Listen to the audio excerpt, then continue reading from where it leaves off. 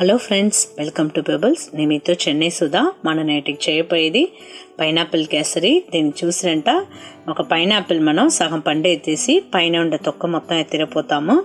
దీని వచ్చి ఒక 180 గ్రామ్ రవ్వ వేయపోతాను. 180 గ్రామ్ రవ్వకు చూసిరంట ఒక కప్ రవ్వ, దానికి 1.5 కప్పు పంచదార ఎత్తుకపోతాను. ఒక కప్ రవ్వకు వచ్చి ఒక 2.5 కప్పు నీళ్ళు పోయివాల. ఆ నీళ్ళకి బదులుగా మనం వచ్చి పైనాపిల్ పండుని వేసి బాగా జ్యూస్ ఎత్తి పోసి చేయపోతాము. రెండే ఎట్ట చేస్తాను చూస్తాం. దీనికి కావాల్సిన విషయాలు చూసిరంట ఒక కప్ రవ్వ ఎత్తి ఉండాను.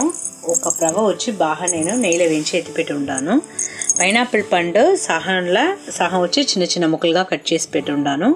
దాంట్లో ఎక్కువ సహం వచ్చి నేను జ్యూస్ ఎత్తేదానికి పెట్టుండాను. కావాల్సిన నెయ్యి, ఒక కప్ రవ్వకు వచ్చి 1.5 కప్పు పంచదార ఎత్తుండాను.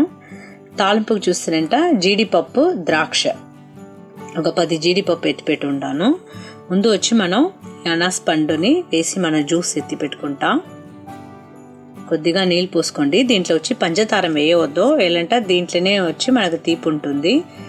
చూసారా, ఈ విధంగా నేను జ్యూస్ ఎత్తుకుంటుంది. దీంట్లో ఒక కప్ రవ్వ ఎత్తుండాను. దీంట్లో వచ్చి మనం 2.5 కప్పు ఇప్పుడు పోయపోతాము. నీళ్ళు జ్యూస్ మిక్స్ చేసి పోసుకుంటాం. 2.5 కప్పు నీళ్ళు పోసేస్తుంది.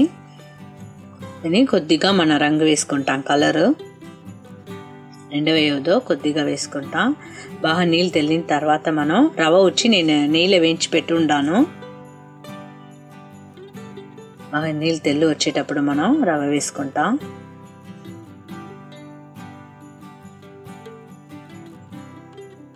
సరే, బాగా గడ్డ కట్టకుండా కలిపి ఉడియండి.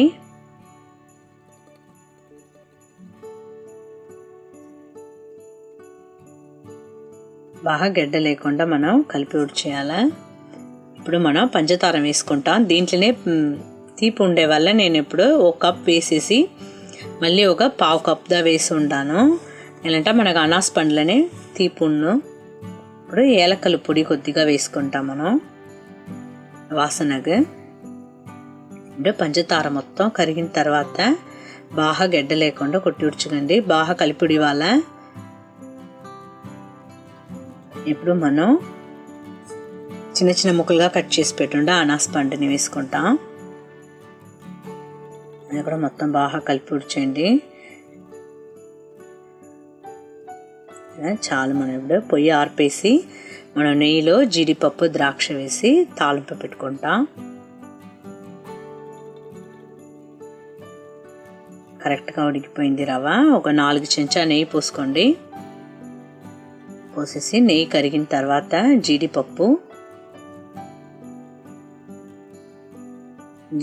బాగా బంగారంగా వచ్చిన తర్వాత ద్రాక్ష వేస్తున్నాను. సరే, ఇప్పుడు ఇంట్లో వచ్చి మనకి ఏదైనా సింపుల్ ఫంక్షన్ ఉంటా కూడా ఇది రెండో ఈజీగా చేసి వచ్చిన ఒక 5 నిమిషం 10 నిమిషాలు దావును రుచి అయిన పైనాపిల్ కేసరి రెడీ. నా పైనాపిల్ కేసరి ఎలా తయారు చేసి చూస్తుంది, మీరు కూడా ఇంట్లో ట్రై చేసి చూడండి. కమెంట్ చెప్పండి, షేర్ చేయండి. మర్చిపోకుండా మా ఛానల్ సబ్స్క్రైబ్ చేయండి.